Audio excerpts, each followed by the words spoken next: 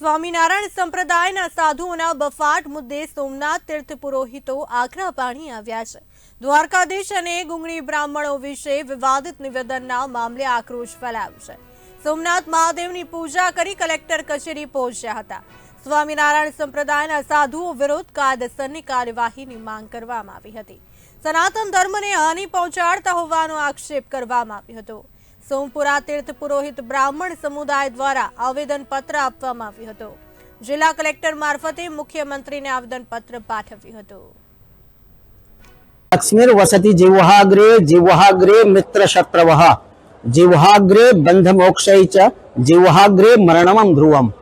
આનો અર્થાત એવું થાય કે લક્ષ્મીજી છે એ જીવના અગ્રભાગમાં વસે છે, શત્રુતા મિત્રતા પણ ત્યાં જ વસે છે, આપણું જીવન અને મૃત્યુ પણ આ બધું જ નિર્ભર આપણી જીવ ઉપર છે। એટલે આપણે આજરોજ શ્રી સોમપુરા બ્રાહ્મણ સમાજ અહીંયા એકત્રિત થયા છે।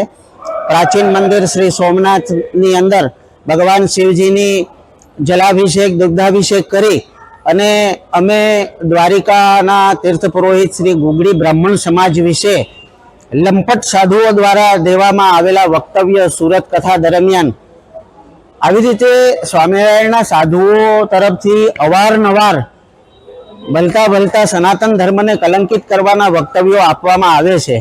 તો આના વિરોધમાં અમે લોકો અહીંયા સોમપુરા બ્રાહ્મણ સમાજ ભેગા થયા છે અને આ સાધુઓના જે વક્તવ્ય છે એનો સખત વિરોધ કરીએ છીએ અને કલેક્ટરશ્રીના માધ્યમથી મુખ્યમંત્રીશ્રીને આવેદનપત્ર પણ અમે આપવા જઈએ છીએ।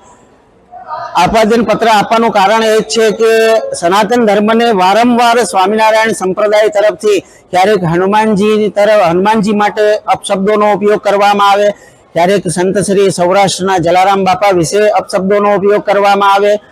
આ વખતે દ્વારકાધીશજીનું એવું લોકોનું કહેવું હોય છે કથા દરમિયાન કે દ્વારકામાં દ્વારકાધીશજી છે જ નહીં, દ્વારકાધીશજી સહજાનંદ સ્વામી આગળ આવેલા।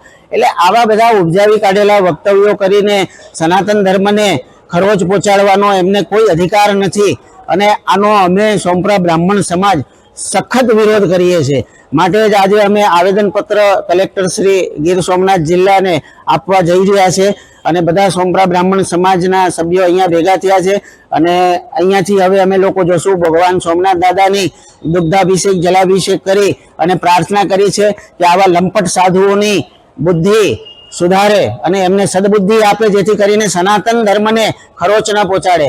સનાતન ધર્મમાંથી જ સ્વામિનારાયણનું ઉદ્ગમ સ્થાન છે, એ કોઈ વિભિન્ન નથી। તો એ સાબિત શું કરવા માંગે છે આ ધર્મ?